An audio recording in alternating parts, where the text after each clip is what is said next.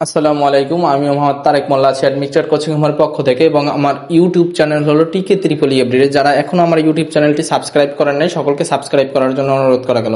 তো আজকে আমার আলোচ্য বিষয় হলো ফিজিক্স 2 এর প্রথম অধ্যায়ের খুবই গুরুত্বপূর্ণ একটা ম্যাথ। দুই টাইপের ম্যাথ আছে ফিজিক্স 1 এর প্রথম অধ্যায়। ওই দুই টাইপের ম্যাথের ভিতরে এক টাইপের ম্যাথ আপনি 100% কমন পাবেন ইনশাআল্লাহ।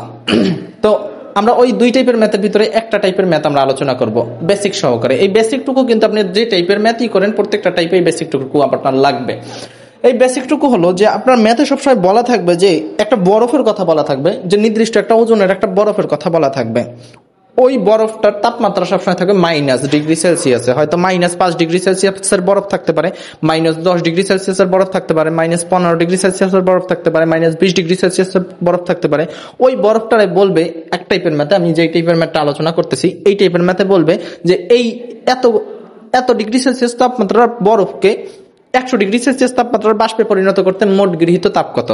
এখন এই যে তাপটা ও গ্রহণ করবে বরফ থেকে, যে ও সরাসরি যে বাষ্পে পরিণত হবে, এইখানে ও 5টা ধাপ অতিক্রম করবে। যেমন সর্বপ্রথম ও থাকবে যে -ডিগ্রি সেলসিয়াস তাপমাত্রার বরফ, অর্থাৎ -5 ডিগ্রি সেলসিয়াস, এখানে বলা আছে -10 ডিগ্রি সেলসিয়াস তাপমাত্রার 100 গ্রাম বরফ। তাহলে -10 ডিগ্রি সেলসিয়াস তাপমাত্রার বরফটা ওর সর্বপ্রথম যাইতে হবে 0 ডিগ্রি সেলসিয়াস তাপমাত্রার বরফে যাইতে হবে। 0 ডিগ্রি সেলসিয়াস তাপমাত্রার বরফ থেকে ওর যাইতে হবে 0 ডিগ্রি সেলসিয়াস তাপমাত্রার পানি। দেখেন -ডিগ্রি সেলসিয়াস তাপমাত্রার বরফ থেকে 0 ডিগ্রি সেলসিয়াস তাপমাত্রার বরফে যাবে, 0 ডিগ্রি বরফ থেকে 0 ডিগ্রির পানিতে যাবে, তারপর 0 ডিগ্রির পানি থেকে 100 ডিগ্রির পানিতে যাবে, আবার 100 ডিগ্রির পানি থেকে 100 ডিগ্রির বাষ্পে যাবে। দেখেন এই 5টা ধাপ অতিক্রম করলো না। প্রথমে ছিল বরফ, যার টেম্পারেচার ছিল মাইনাস, ওখান থেকে 0 ডিগ্রি সেলসিয়াস তাপমাত্রার বরফে যাবে, তারপরে 0 ডিগ্রি সেলসিয়াস তাপমাত্রার বরফ থেকে যাবে পানিতে, তারপরে 0 ডিগ্রি সেলসিয়াস তাপমাত্রার পানি থেকে যাবে 100 ডিগ্রি সেলসিয়াস তাপমাত্রার পানিতে, তারপরে 100 ডিগ্রি সেলসিয়াস তাপমাত্রার পানি থেকে যাবে 100 ডিগ্রি সেলসিয়াস তাপমাত্রার বাষ্পে। দেখছেন 5টা ধাপ। এখন ওর যখনই তাপমাত্রার পরিবর্তন হবে, মানে এই জিনিসটুকু মনে রাখতে হবে যে যখনই তাপমাত্রার পরিবর্তন হবে তখনই আমার নির্ণয়ের ফর্মুলা হবে যে কতটুকু তাপ গ্রহণ করলো, এতটুকু এই স্থান থেকে এই স্থানে যাইতে কতটুকু তাপ গ্রহণ করলো, সেটা নির্ণয়ের ফর্মুলা হবে mS∆T। এম মানে হলো ভর, যে কতটুকু ওজনের আপনি বরফটুকু নিছেন। এস মানে হলো আপেক্ষিক তাপ। এই আপেক্ষিক তাপ নিয়ে কথা থাকতে পারে। আপেক্ষিক তাপটা কি? আপেক্ষিক তাপ মূলত দুইটা হইতে পারে, একটা হলো বরফের আর একটা হলো পানির। এখন আপনার দুইটাই জানা লাগবে। বরফের আপেক্ষিক তাপ তো আপনার ম্যাথে সরাসরি দেওয়া থাকবে। বরফের আপেক্ষিক তাপ 0.5, বেশিরভাগ ক্ষেত্রেই দেওয়া থাকে 0.5, আর যদি নাও দেওয়া থাকে আপনি মনে রাখতে পারেন 0.5। আর পানির আপেক্ষিক তাপ দেওয়া থাক বা না থাক এটা এক হবে সবসময়। পানির আপেক্ষিক তাপ সবসময় কত হয়? 1 হয়। এটা আপনাদের মনে রাখতে হবে। আরেকটা আছে কি? আরেকটা আছে কিন্তু সুপ্ত তাপ। সুপ্ত তাপ কি? সুপ্ত তাপ আপনার এইখানে এই সূত্রটুকু বুঝলাম, এম মানে ভর, এস মানে আপেক্ষিক তাপ, ∆T মানে হলো তাপমাত্রার পরিবর্তন। যেমন এইখান থেকে -ডিগ্রি সেলসিয়াস তাপমাত্রা থেকে 0 থেকে তাহলে একটা তাপের পরিবর্তন হয়েছে না, কতটুকু তাপের পরিবর্তন হয়েছে সেটা হলো ∆T। আর যদি অবস্থার পরিবর্তন হয়, তাপমাত্রা যদি একই থাকে, যেমন এইখানে কিন্তু তাপমাত্রার পরিবর্তন হয়েছে, কিন্তু এইখানে কিন্তু তাপমাত্রা এক ছিল, 0 ডিগ্রি ছিল, 0 ডিগ্রি আছে, কিন্তু অবস্থার পরিবর্তন হয়েছে, বরফ থেকেও পানিতে গেছে। অবস্থার পরিবর্তন হইলেই সেটা নির্ণয়ের ফর্মুলা হলো mL। এম মানে হলো আমরা জানি ভর, আর এল মানে হলো সুপ্ত তাপ। এই এল মানে হলো সুপ্ত তাপ। সুপ্ত তাপ হবে দুই প্রকার। সুপ্ত তাপ হলো যখন বরফটা গলে পানিতে পরিণত হয়, বরফ অবস্থানটা পরিবর্তন হয় না, বরফটা গলতে গলতে গলতে গলতে পানিতে পরিণত হচ্ছে। এই যে বরফটা গলতেছে তখন একটা সুপ্ত তাপ থাকে, যেটাকে আমরা বলি বরফ গলনের সুপ্ত তাপ, যেটা আপনার ম্যাথে দেওয়া থাকবে। তাইলে এই এল এর মান দুইটা হইতে পারে, একটা বরফ গলনের সুপ্ত তাপ, আর একটা হলো পানিটা যখন বাষ্পে পরিণত হয়, পানিটা যখন ফুইটা উইরা যাবে তখন একটা সুপ্ত তাপের প্রয়োজন, সেটাকে আমরা বলি পানি বাষ্পীভবনের সুপ্ত তাপ। ক্লিয়ার? তাহলে আমরা এই সূত্র সম্পর্কে আলোচনা করি। যখন -ডিগ্রি সেলসিয়াস তাপমাত্রা থেকে 0 ডিগ্রি সেলসিয়াস তাপমাত্রা যাবে তখন কিন্তু তাপমাত্রার একটা পরিবর্তন হয়ে যাবে। তাপমাত্রার পরিবর্তন হলে আমরা জানি mS∆T, কিন্তু এইখানে তাপমাত্রার পরিবর্তন হয় না, এখানে কিন্তু অবস্থার পরিবর্তন হয়েছে, তখন নির্ণয়ের ফর্মুলা কি আমরা জানি mL। ক্লিয়ার? কিন্তু এইখানে 0 ডিগ্রি সেলসিয়াস তাপমাত্রার পানি থেকে 100 ডিগ্রি সেলসিয়াস তাপমাত্রার পানিতে গেছে, তাপমাত্রার পরিবর্তন হয়েছে, তার মানে mS∆T। এখানে 100 ডিগ্রি সেলসিয়াস তাপমাত্রা থেকে 100 ডিগ্রি সেলসিয়াস তাপমাত্রার বাষ্পে গেছে, এখানে কিন্তু তাপমাত্রার পরিবর্তন হয় না, কিন্তু অবস্থার একটা পরিবর্তন হয়েছে, তার মানে mL। এই সূত্র অনুযায়ী আমরা আগাই। দেখি ম্যাথটায় বলা আছে যে -10 ডিগ্রি সেলসিয়াস তাপমাত্রার 100 গ্রাম বরফকে 100 গ্রাম, মানে এটা কি ওজন না? তাহলে এম এর মানটা কিন্তু পেয়ে গেলাম। বরফকে 100 ডিগ্রি সেলসিয়াস তাপমাত্রার বাষ্পে পরিণত করতে তাপের প্রয়োজন কত? আমরা জানি কিন্তু যে এইখানে এতগুলা ধাপ অতিক্রম করে তারপরে সে তাপটাকে গ্রহণ করবে। এখন বরফের আপেক্ষিক তাপ দেওয়া আছে 0.5, অর্থাৎ এই যে এই বরফের আপেক্ষিক তাপটা দেওয়া আছে 0.5। বরফ গলনের সুপ্ত তাপ 80 ক্যালোরি পার গ্রাম, এই যে বরফের সুপ্ত তাপটা, বরফ গলনের সুপ্ত তাপ দেওয়া আছে। তারপরে পানির বাষ্পীভবনের সুপ্ত তাপ 537 ক্যালোরি পার গ্রাম, এই যে পানি বাষ্পীভবনের সুপ্ত তাপটা দেওয়া আছে। এখন আমরা যাই, প্রথম ধাপ কি আসবে যে -10 ডিগ্রি সেলসিয়াস তাপমাত্রার বরফ থেকে 0 ডিগ্রি সেলসিয়াস তাপমাত্রার বরফে যাবে। তাহলে আমরা লিখতে পারি যে -10 ডিগ্রি সেলসিয়াস তাপমাত্রার 100 গ্রাম বরফকে 0 ডিগ্রি সেলসিয়াস তাপমাত্রার বরফে পরিণত করতে গৃহীত তাপ। এইটা নির্ণয়ের ফর্মুলা কি? MS ডেল্টি। এম মানে হলো ওজন, এস মানে হলো আপেক্ষিক তাপ, ডেল্টি মানে তাপের পরিবর্তন। এখন দেখি এখানে কতটুকু পরিবর্তন হইলো। -10 এম মানে কি? ওজন 100 গ্রাম, তাহলে এম এর মান হলো 100।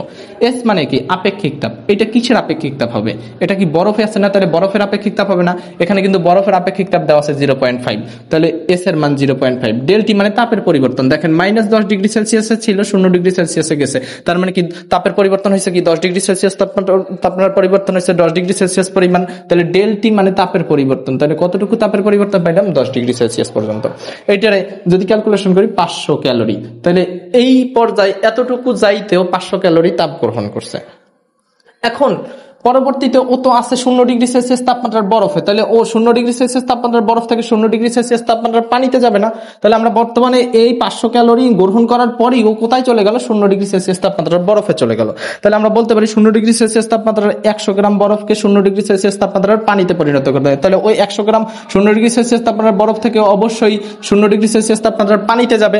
তাহলে আমরা এইখানে কিন্তু 0 ডিগ্রি সেলসিয়াস আছে, 0 ডিগ্রি সেলসিয়াস ছিল, 0 ডিগ্রি সেলসিয়াসই আছে, শুধুমাত্র অবস্থার পরিবর্তন হয়েছে, বরফটা থেকে পানিতে পরিণত হয়েছে, অর্থাৎ বরফটা গলতে গলতে পানিতে পরিণত হয়েছে। তাহলে আমরা এইটা নির্ণয়ের ফর্মুলা আসবে কি? ML। এম মানে হলো ভর, এল মানে হলো আমরা জানি সুপ্ত তাপ। এখন এই সুপ্ত তাপটা কয়টা হয়? সুপ্ত তাপ কিন্তু আমরা জানি দুইটা, একটা বরফ গলনের, আরেকটা হলো পানি বাষ্পীভূত হওয়ার। এখন এইটা কি হয়েছে? বরফটা গইলে কিন্তু পানিতে পরিণত হয়েছে, তাহলে এখানে সুপ্ত তাপটা হবে কিসের? বরফ গলনের সুপ্ত তাপ। তাহলে এখানে কিন্তু বলা আছে যে বরফ গলনের সুপ্ত তাপ দেওয়া আছে 80 ক্যালোরি পার গ্রাম। তাহলে আমরা এইখানে এম এর মান হলো 100 গ্রাম ছিল, 100 গ্রামই আছে, এল মানে হলো বরফ গলনের সুপ্ত তাপ 80। তাহলে এটা ক্যালকুলেশন করলে আমরা 8000 ক্যালোরি পাচ্ছি। এখন বর্তমানে কিন্তু সে আছে 0 ডিগ্রি সেলসিয়াস তাপমাত্রার পানিতে। এখন 0 ডিগ্রি সেলসিয়াস তাপমাত্রার পানি থেকে আপনার নিতে হবে কোথায়? 100 ডিগ্রি সেলসিয়াস তাপমাত্রার পানিতে। তাহলে আমরা বলতে পারি 0 ডিগ্রি সেলসিয়াস তাপমাত্রার 100 গ্রাম পানিকে 100 ডিগ্রি সেলসিয়াস তাপমাত্রার পানিতে পরিণত করতে গৃহীত তাপ। এখন দেখেন এখানে 0 ডিগ্রি সেলসিয়াস ছিল, এখানে আছে 100 ডিগ্রি সেলসিয়াস, তার মানে কি তাপের পরিবর্তন হয়েছে। তাপের পরিবর্তন হইলেই আমরা সূত্র জানি কি? MS ডেল্টি। তাহলে আমরা পানি পরিণত করতে গৃহীত তাপ আমরা এখানে MS ডেল্টি দিতে পারি। এম মানে হলো ভর 100 গ্রাম, এস মানে কি? আপেক্ষিক তাপ। এখন এইখানে বর্তমানে অবস্থানটা কি? পানিতে ছিল, পানিতেই আছে না? তাহলে এখানে আপেক্ষিক তাপটা কার হবে? পানির আপেক্ষিক তাপ হবে না? পানির আপেক্ষিক তাপ দেওয়া থাকলে তো আছে, আর না দেওয়া থাকলে আমরা জানি যে সবসময় 1 হবে। তাহলে পানির আপেক্ষিক তাপ আমরা এস এর মান দিতে পারি 1, আর ডেল্টি মানে তাপের পরিবর্তন। দেখেন 0 ডিগ্রি সেলসিয়াসে ছিল, 100 ডিগ্রি সেলসিয়াসে গেছে, তাহলে 0 থেকে 100 ভিতরে তাপের পরিবর্তন হয়েছে কত? 100 ডিগ্রি সেলসিয়াস। তাহলে ডেল্টির মান আমরা দিতে পারি 100। এইটা যদি ক্যালকুলেশন করি তাহলে আমরা 10,000 ক্যালোরি পাই। এখন সে কিন্তু আছে 100 ডিগ্রি সেলসিয়াস তাপমাত্রার পানিতে। এখন সে মূল ধাপে যাবে, টোটাল স্টেজে, একদম চূড়ান্ত স্টেজে। এখানে কি হবে? 100 ডিগ্রি সেলসিয়াস তাপমাত্রার পানি থেকে ওই 100 ডিগ্রি সেলসিয়াস তাপমাত্রার বাষ্পে পরিণত হবে। তাহলে আমরা বলতে পারি 100 ডিগ্রি সেলসিয়াস তাপমাত্রার 100 গ্রাম বরফকে 100 ডিগ্রি সেলসিয়াস তাপমাত্রার বাষ্পে পরিণত করতে, এখানে সরি বরফ হবে না, এত বরফ ছিল না, পানিকে 100 ডিগ্রি সেলসিয়াস তাপমাত্রার বাষ্পে পরিণত করতে গৃহীত তাপ। তাহলে এখানে যেহেতু আমার 100 ডিগ্রি ছিল, 100 ডিগ্রি আছে, শুধুমাত্র এটা পানি থেকে বাষ্পে পরিণত হচ্ছে, তাইলে আমার অবস্থার যেহেতু পরিবর্তন হচ্ছে, আমরা জানি এটা নির্ণয়ের ফর্মুলা ML। এম মানে হলো ভর কত?